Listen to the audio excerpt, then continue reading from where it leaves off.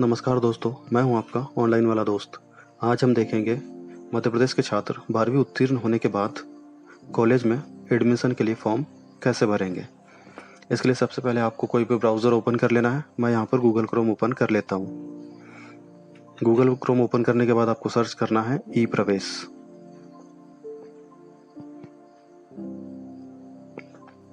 ई प्रवेश सर्च करने के बाद सबसे ऊपर दी हुई लिंक पर आपको क्लिक कर देना है। उसके बाद आपके सामने एक नया इंटरफेस ओपन होगा। अब आपको राइट कॉर्नर पर एक ऑप्शन दिखाई दे रहा होगा, अप्लाई नाउ।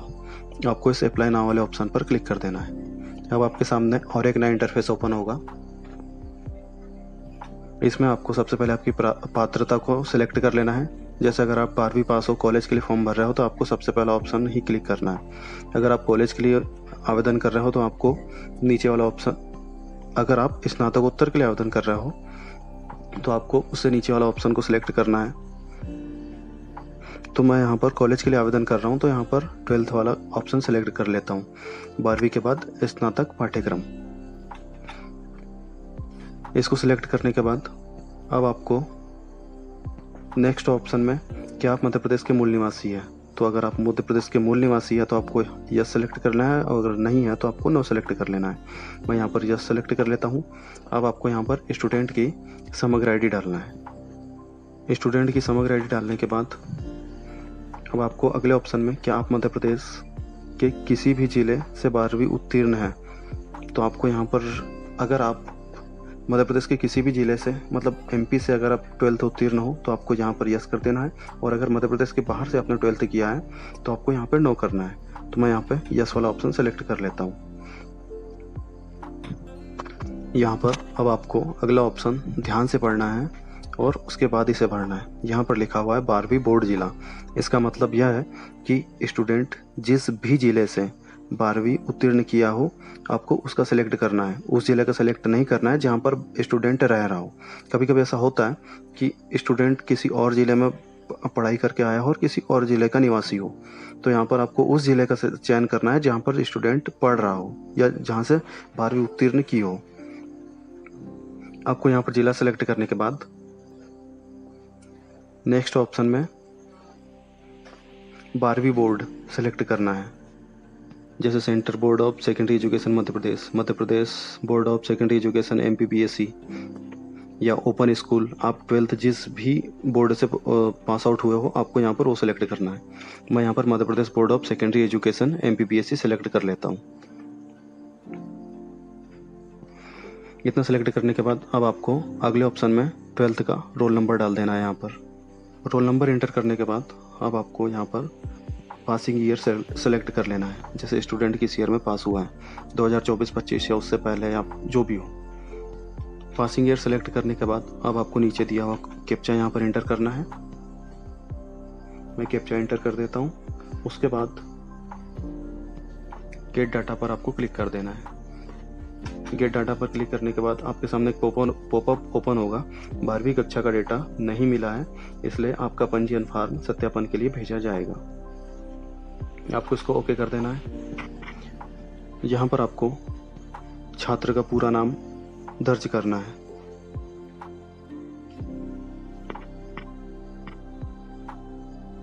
मैं यहाँ पर नाम इंटर कर देता हूँ। इसके बाद आपको अगले इसमें उसकी कैटेगरी सेलेक्ट कर लेना है।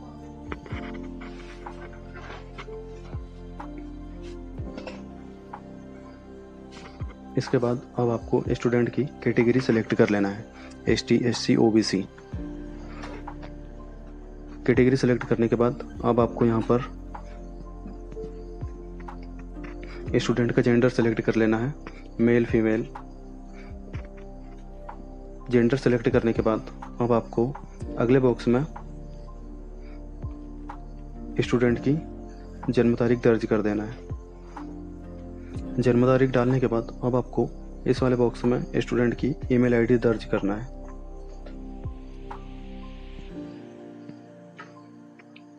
ईमेल आईडी दर्ज करने के बाद अब आपको स्टूडेंट का मोबाइल नंबर दर्ज करना है।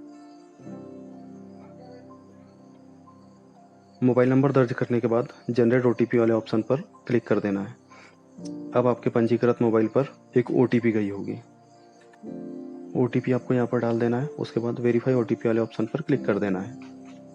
वेरीफाई OTP पर क्लिक करने के बाद अब आपके सामने एक नया पॉपअप ओपन होगा, your registration is successfully completed. आपको यहाँ पर ओके कर देना है। आपका रजिस्ट्रेशन नंबर या एप्लीकेशन नंबर और पासवर्ड आपके रजिस्टर्ड मोबाइल पर SMS के माध्यम से भेजा गया है। अब आपको यहाँ पर लॉगिन वाले ऑप्शन पर क्लिक करना है। उसके बाद स्टूडेंट वाले ऑप्शन पर क्लिक करना है। यहाँ पर आपको यूज़र नेम आपको आपके मैसेज में प्राप्त हो गया है। आपको वहाँ से यूज़र नेम नोट करना है और यहाँ पर डाल देना है। उसके बाद आपको नीचे पासवर्ड डालना है। मैं यहाँ पर यूज़र नेम और पासवर्ड डाल देता हूँ। यूज़र नेम और पासवर्ड डालने के बाद अब आपको यहाँ पर कैप्चा डाल देना है और साइन इन वाले ऑप्शन पर क्लिक करना है। साइन इन वाले ऑप्शन पर क्लिक करने के बाद अब आपके सामने कुछ जानकारी ऑटोफिल आ जाएगी, जैसे स्टूडेंट का नाम। आपको यहाँ पर स्टूडेंट की माता का नाम दर्ज करना है। उसके बाद अगले बॉक्स में आपको स्टूडेंट के पिता का नाम दर्ज करना है। डेट ऑफ बर्थ ऑटोफिल आ जाएगी, जेंडर भी ऑटोफिल आ जाएगा। उसके बाद आपको स्टूडेंट का रिलीजन सेलेक्ट करना है,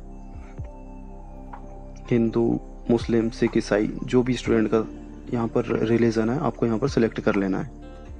ब्लड ग्रुप सेलेक्ट करने के बाद अब आपको स्टूडेंट का मैरिटल स्टेटस सेलेक्ट करना है, मैरिड या अनमैरिड। उसके बाद ईमेल आईडी ऑटोफिल आ जाएगी और मोबाइल नंबर भी ऑटोफिल आ जाएगा। अगर ईमेल आईडी को आप बदलना चाहते हो तो यहाँ से ईमेल आईडी बदल भी सकते हो। उसके बाद अगले कॉलम में आपको यहाँ पर व्हाट्सएप नंबर दे देना है।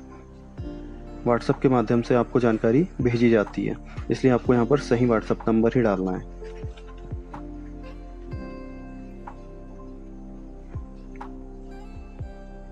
व्हाट्सएप नंबर डालने के बाद अब आपको नेशनलिटी का सिलेक्ट करना है। नेशनलिटी सेलेक्ट करने के बाद अब आपको यहाँ पर आपका पता डाल देना है। मैं यहाँ पर गांव का नाम डाल देता हूँ। उसके बाद तहसील डाल दे रहा हूँ, स्टेट डाल दे रहा हूँ, सेलेक्ट डिस्ट्रिक्ट में आप डिस्ट्रिक्ट यहाँ सेलेक्ट कर ले रहा हूँ। उसके बाद सिटी जो भी पास में है, सिटी सेलेक्ट करने के बाद अब आपको यहाँ पर पिन कोड डाल देना है।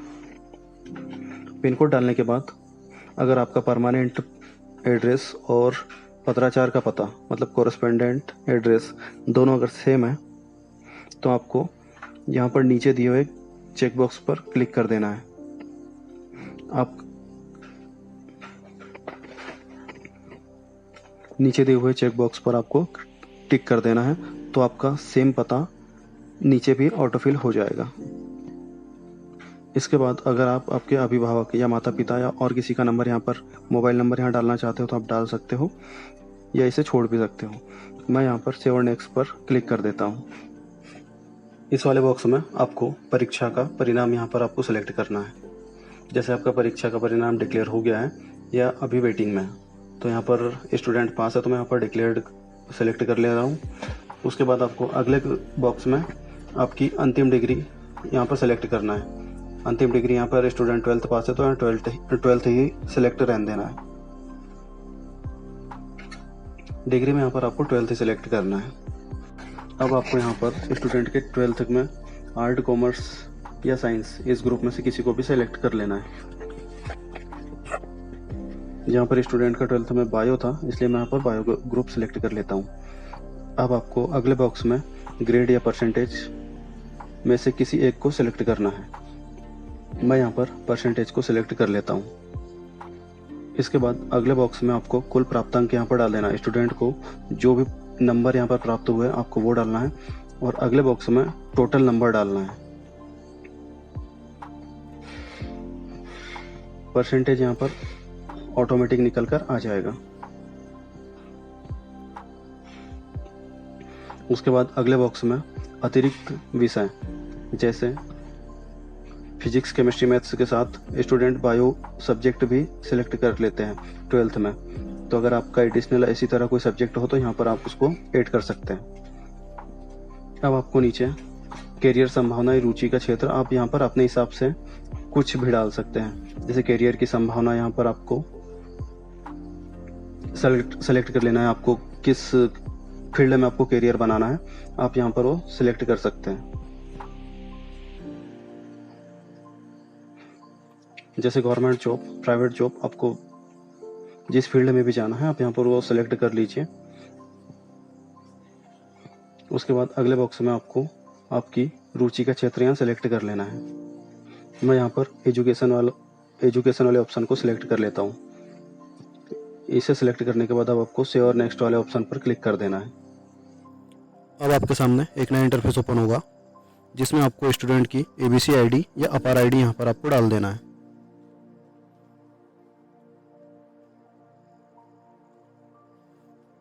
इसके बाद आरक्षण विवरण में आपको स्टूडेंट अगर मध्य प्रदेश का मूल निवासी है तो आपको यस सेलेक्ट करना है, और अगर मूल निवासी नहीं है तो आपको यहाँ पर नो सेलेक्ट करना है। यहाँ पर स्टूडेंट मध्य प्रदेश का मूल निवासी है इसलिए मैं यहाँ पर यस सेलेक्ट कर लेता हूँ। उसके बाद अगले बॉक्स में आपको मूल निवासी प्रमाण पत्र का क्रमांक यहाँ पर आपको डालना है। यह नंबर आपको डोमिसाइल सर्टिफिकेट के लेफ्ट कॉर्नर पर ऊपर आपको मिल जाएगा। उसके बाद अगले बॉक्स में आपको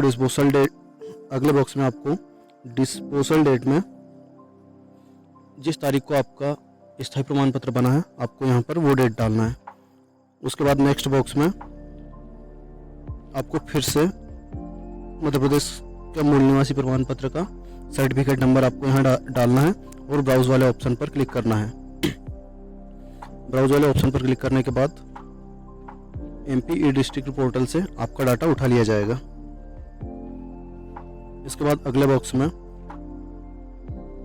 आपको अल्पसंख्यक की स्थिति में यहाँ पर यस सेलेक्ट करना है, और अगर आप अल्पसंख्यक में नहीं आते हो तो आपको यहाँ पर नो सेलेक्ट कर लेना है। अगले बॉक्स में अब आपसे पूछा गया है आपके पास वोटर ID है या नहीं है। अगर स्टूडेंट के पास वोटर ID है तो आपको यहाँ पर यस सेलेक्ट करना है, और अगर नहीं है तो यहाँ पर आपको नो सेलेक्ट रहने देना है। अब आपको स्टूडेंट का BPL की जानकारी यहाँ पर डालना है। अगर स्टूडेंट के पास BPL कार्ड है तो यहाँ पर यस सेलेक्ट करना है, और अगर नहीं है तो यहाँ पर नो सेलेक्ट करना है। BPL कार्ड में यस सेलेक्ट करने के बाद अब आपके सामने और एक बॉक्स ओपन होगा जिसमें आपको BPL नंबर डालना है। BPL नंबर डालने के बाद अब आपके सामने क्या आवेदक के माता पिता केंद्र सरकार के सरकारी कर्मचारी, राष्ट्रीयकृत बैंक तथा भारत सरकार द्वारा संचालित व्यावसायिक संगठनों में कर्मचारी मध्य प्रदेश में है, आपको यहाँ पर यस सिलेक्ट करना है या नो सिलेक्ट करना है। इसके बाद श्रेणी वाले बॉक्स में श्रेणी आपकी ऑटो फिल आएगी। मैंने यहाँ पर OBC सिलेक्ट करा तो OBC में 2 कैटेगरी रहती है, एक क्रीमी लेयर और एक नॉन क्रीमी लेयर। यहाँ पर स्टूडेंट नॉन क्रीमी लेयर है तो मैं यहाँ पर यस सिलेक्ट कर लेता हूँ। उसके बाद अगले बॉक्स में अगर स्टूडेंट के पास MP टास्क की ID है तो आपको यहाँ पर MP टास्क ID डालना है। इसके बाद अब आपको स्टूडेंट की एनुअल इनकम या स्टूडेंट के पिता की एनुअल इनकम इस वाले बॉक्स में डाल देना है।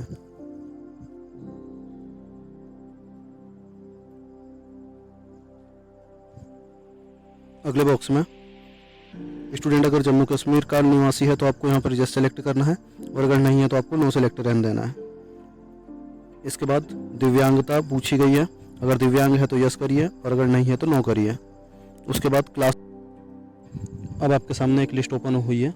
अगर इसमें से आप पात्रता रखते हो तो आप इसमें से किसी भी पॉइंट को सिलेक्ट कर सकते हो, और अगर नहीं रखते हो तो आपको इसे सेलेक्ट करने की ज़रूरत नहीं है। अब आपको नीचे स्क्रॉल करना है और आपके सामने क्या 1 स्टेप के अंतर्गत आते हैं, आपको यहाँ यस या नो सेलेक्ट करना है। मैं यहाँ पर नो सेलेक्ट कर लेता हूँ और सेव एंड नेक्स्ट वाले ऑप्शन पर क्लिक कर देते हैं। सेव एंड नेक्स्ट पर क्लिक करने के बाद अब आपके सामने एक नया इंटरफेस ओपन होगा जिसमें आपको स्टूडेंट की फ़ोटो, स्टूडेंट का साइन, स्टूडेंट का बर्थ सर्टिफिकेट, स्टूडेंट की 10th की मार्कशीट, स्टूडेंट की 12th की मार्कशीट, और स्टूडेंट का इनकम सर्टिफिकेट और स्टूडेंट का नॉन क्रिमिलियर सर्टिफिकेट। जिस क्रम में मैंने आपको इनके नाम बताए हैं उसी क्रम में आपको ये डॉक्यूमेंट अपलोड कर देना है। डॉक्यूमेंट अपलोड करने के बाद आपको सेव एंड नेक्स्ट वाले ऑप्शन पर क्लिक करना है। अब आपके सामने एक नया इंटरफेस ओपन होगा जिसमें आपको कॉलेज की चॉइस फिलिंग करना है, या आपको कॉलेज का चयन करना है आप जिस भी कॉलेज में एडमिशन लेना चाहते हो।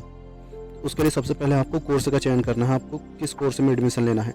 जैसे बीएससी, बीए, बीकॉम, आप किसी भी कोर्स में यहाँ पर एडमिशन ले सकते हो। यहाँ पर स्टूडेंट बीएससी में एडमिशन लेना चाहता है, मैं बीएससी सेलेक्ट कर ले रहा हूँ।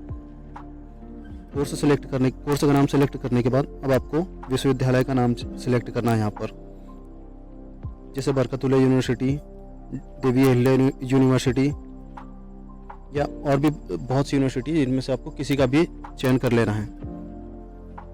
विश्वविद्यालय का नाम चयन करने के बाद आपको कॉलेज का प्रकार यहाँ सेलेक्ट करना है। अगर आप गवर्नमेंट कॉलेज में एडमिशन लेना चाहते हो तो आप यहाँ गवर्नमेंट सेलेक्ट कर लीजिए। अगर प्राइवेट कॉलेज में एडमिशन लेना चाहते हो तो प्राइवेट कॉलेज सेलेक्ट कर लीजिए। और अगर दोनों में लेना चाहते हो तो आप यहाँ पर दोनों को सेलेक्ट करके कॉलेज को सर्च कर सकते हो। उसके बाद आपको जिले का चयन करना है, आपको जिस भी जिले में इसके बाद आपको जिले का चयन करना है, आपको जिस भी जिले के कॉलेज में एडमिशन लेना है। उसके बाद अब आपको सर्च वाले ऑप्शन पर क्लिक कर देना है। सर्च वाले ऑप्शन पर क्लिक करने के बाद अब आपके सामने कॉलेज की एक लिस्ट ओपन हो जाएगी। आपको जिस भी कॉलेज में एडमिशन लेना है और जिस भी कोर्स में एडमिशन लेना है उसको आपको ध्यान से देख लेना है। और इस टेबल में लास्ट वाली रो में ऐड का एक ऑप्शन दिखाई दे रहा है। ऐड के नीचे जो एरो है, आपको उस एरो पर क्लिक कर देना है, आपका सब्जेक्ट ऐड हो जाएगा। आप जितने भी सब्जेक्ट चाहे यहाँ से इस एरो पर क्लिक करके ऐड कर सकते हैं। और इस बात का ध्यान रखना है, अगर यूनिवर्सिटी आप बदलते हो तो यहाँ पर आपको पहले सेव कर लेना है आपके। तो आप जितने भी यूनिवर्सिटी के कॉलेज को सेलेक्ट करोगे, आपको सबसे पहले सेव वाले ऑप्शन पर क्लिक करना है। उसके बाद अगली यूनिवर्सिटी के कॉलेजों को आपको ऐड करना है। जब आप कॉलेज ऐड कर लोगे, कॉलेज ऐड करने के बाद अब आपको सेव एंड नेक्स्ट वाले ऑप्शन पर क्लिक कर देना है। अब आपके सामने एक नया इंटरफेस ओपन होगा जिसमें आपके द्वारा भरी हुई जानकारी आपको दिखाई देगी। अगर इन जानकारी में कोई त्रुटि है तो आप इसमें अभी सुधार कर सकते हो। और अगर आपके द्वारा भरी हुई जानकारी सही है तो आपको नीचे स्क्रॉल करना है और यहाँ पर मैं प्रवेश प्रक्रिया में संबंधित सभी नियमों का अध्ययन कर लिया है और मुझे उनकी पूरी जानकारी है, इस वाले चेक बॉक्स पर आपको क्लिक कर देना है और जनरेट ओटीपी वाले ऑप्शन पर क्लिक कर देना है। अब आपके मोबाइल पर एक ओटीपी जाएगी, आपको इस बॉक्स में ओटीपी डालना है और उसके बाद वेरीफाई एंड लॉक वाले ऑप्शन पर क्लिक कर देना है। वेरीफाई एंड लॉक वाले ऑप्शन पर क्लिक करने के बाद अब आपके सामने पेमेंट का इंटरफेस ओपन होगा।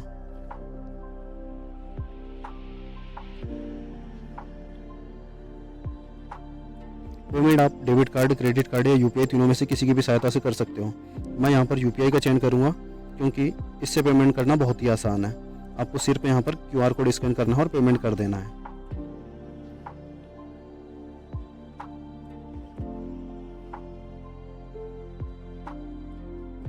पेमेंट करने के बाद अब आपके सामने पेमेंट स्टेटस दिखाई देगा, आपका पेमेंट सक्सेसफुल हो गया है। इसके बाद आपको नीचे लॉगिन वाले ऑप्शन पर क्लिक करना है।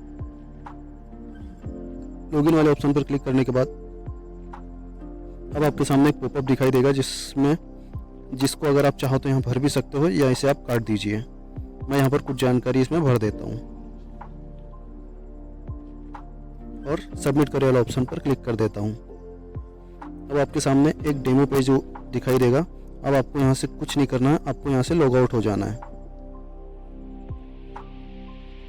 लॉग आउट होने के बाद अब आपको आपकी आईडी फिर से लॉगिन करना है। आईडी लॉगिन करने के बाद 6th नंबर वाले ऑप्शन प्रोसीड एंड लॉक वाले पर आपको क्लिक कर देना है। अब आपको नीचे स्क्रॉल करना है और यहाँ से आपका एप्लीकेशन प्रिंट कर लेना है।